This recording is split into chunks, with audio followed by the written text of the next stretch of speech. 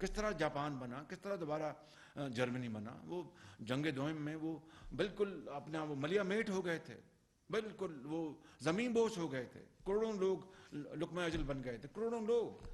وہ ہیروشیما میں اور ناگاساکی میں جو ہوا، اور پھر جو ایلائڈ فورسز نے جرمنی کو تہوالا کر دیا، تو اس کے بعد 50 سال میں 60 سال میں کس طرح وہ دوبارہ وہ اوت کرو اور اوج ثریا سے وہ باتیں کرنے لگے، کس طرح ممکن تھا؟ صرف محنت محنت اور محنت اور امانت اور دیانت، اور کوئی وجہ نہیں تھی، بالکل کوئی چھو منتر، کوئی جادو نہیں تھا، کوئی اور نہیں تھی چیز.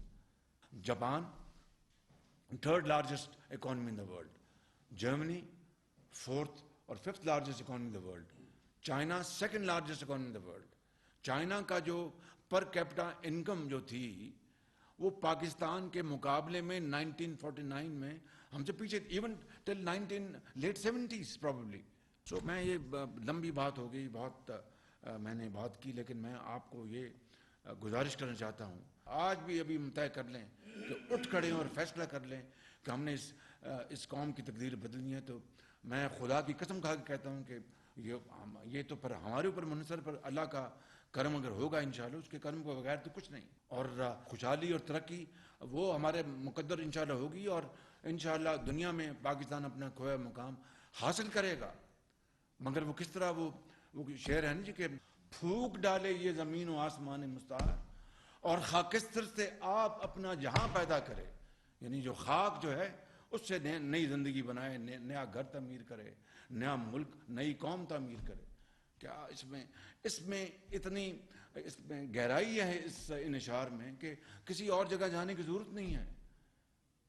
قرآن کریم کے احکامات دیکھیں، اس حسنہ کو دیکھیں، اس کے بعد اقبال کے اشعار کو دیکھیں، پر کہیں اور جانے کی ضرورت ہے؟ کہیں جانے کی ضرورت نہیں ہے. تو میں یہ سمجھتا ہوں کہ آج آپ سے پہلی ملاقات ہوئی، لیکن یقین کریں دل میرا بھرا ہوا ہے بالکل ان چیزوں کو. میں دن رات بیٹھتا ہوں. اب بتائیے کہ ایک ایک دن کے لیے میں روز بیٹھتا ہوں کہ اپنا پیٹرول، اپنا ڈیزل کی جہاز کا کب شپمنٹ ہو رہی ہے، اپنا گیس کی کب شپمنٹ ہو رہی ہے، بتائیے گوادر کا کیا ہو رہا ہے، بتائیے رشکائی کا کیا ہو رہا ہے، کراچی میں اپنا جو پانی کا کیا معاملہ ہے، بلوچستان میں دوسرا معاملہ کیا ہے، پنجاب میں. یہ دیکھیں کہ یہ وہ معاملات ہیں جو کہ 75 سال میں ہنوز حل طلب ہیں. یقین کریں آپ، بالکل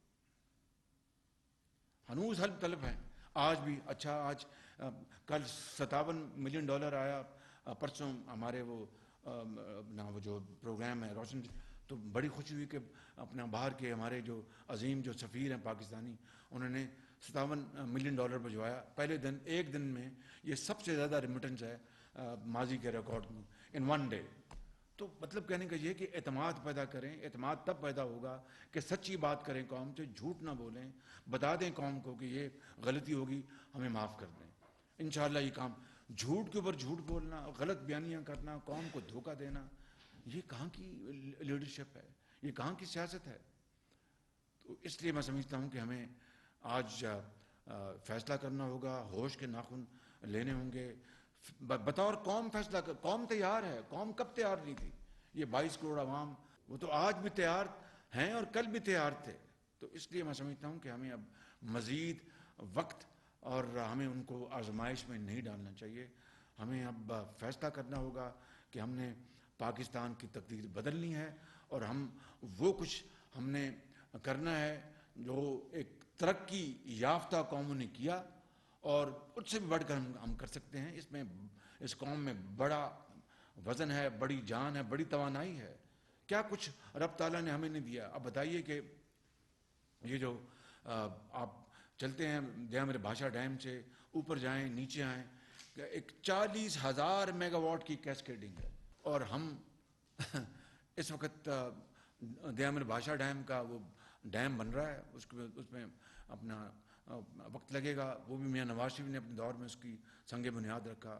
داسو ڈیم کا بھی سنگ بنیاد رکھا. یہ وہ ڈیمز ہیں، یہ وہ چیزیں ہیں جو دہائیوں پہلے مکمل ہو جانی چاہیے تھیں. لیکن اب ایک نئی حکمت عملی بنائیں، ایک نئی سوچ کے ساتھ، ایک نئی ویژن کے ساتھ، ایک نئی کمٹمنٹ کے ساتھ. اللہ کو ہم اپنا اس سے معافی مانگ کر، اس سے دعا مانگ کر ہم چلیں گے اور بھاگیں گے تو انشاءاللہ منزل جو ہے ہمیں ضرور ملے گی، راستے میں مشکلات آئیں گی جس طرح میں نے بیان کیا، لیکن ہم کوئی لمحہ نہیں ہم ضائع کریں گے، کوئی ہم اپرچونٹی نہیں جانے دیں گے جس سے کہ ہم اپنی پاکستان کو خوشحالی کی طرف تیزی کے ساتھ لے کے چلیں۔ اور جب آدمی فیصلہ کر لیتا ہے نا، فیصلہ، تو اللہ تعالیٰ 100 طریقے 1000 طریقوں سے دروازے کھول دیتا ہے اپنی رحمت کے اور کرم کے، اور وہ مدد کرتا ہے اللہ تعالیٰ۔ مگر فیصلہ نہ کرے اور صبح سو کے دن میں آپ 12 بجے اٹھیں اور پھر جناب بھاشن دیں، تو کون آپ کی بات مانے گا، کون آپ کی بات سنے گا؟ تو میں سمجھتا ہوں کہ یہ وہ معاملات ہیں جو آج یقین کریں ملاقات تو ایک تھی کہ بات کریں گے، لیکن یہ وہ سیاسی، یہ وہ معاشی، یہ وہ سماجی، یہ وہ ہمارے ڈپلومیٹک جو چیلنجز ہیں جو ہمیں آج درپیش ہیں۔ اگر ہم نے زندگی بسر کرنی عزت کی اور وقار کی اور ایک ایسے قوم کے طور پر جس کو دنیا جو ہے اس کی عزت کرے، تو پھر ہمیں عزت کے لیے اپنی منوانے کے لیے ہمیں دن رات اپنا اسی راستے پہ جانا ہوگا جس طرح ان قوموں نے عزت حاصل کی۔ اللہ نے ہمیں دریا بھی دیے، سمندر بھی دیے، پورٹس بھی دیں، اور پن بجلی کے منصوبے دیے، اور کانیں دیں کوئلے کی، سونے کی، آئرن اور کی، سب مدفن ہیں، سب مدفن ہیں۔ اس لیے اگر ہم نے فیصلہ کرنا ہے تو پھر یہ فیصلہ کریں کہ کشکول کو انشاءاللہ آہستہ آہستہ ہم توڑ کے دم لیں گے، اور ساتھ ساتھ اپنی جو دولت رب نے ہمیں دی ہے، عطا کی ہے، اس کو ہم نکالیں گے، استعمال کریں گے، اور قوم کے قدموں میں نچھاور کریں گے ان کی ترقی اور خوشحالی کے لیے۔ یہی وہ راستہ اور کوئی راستہ نہیں ہے۔